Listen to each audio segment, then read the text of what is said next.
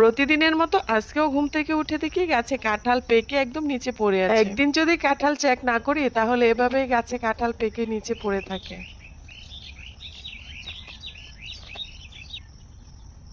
আর তোমাদেরকে শোনালাম সকালবেলা পাখির কিচিরমিচির ডাক, আর এইদিকে দেখো একটা কাঁঠাল অতিরিক্ত পেকে গেছে। এক এক করে সবগুলো কাঁঠাল চেক করে এই কাঁঠালটা নিয়ে আমি চলে যাচ্ছি বাসায়।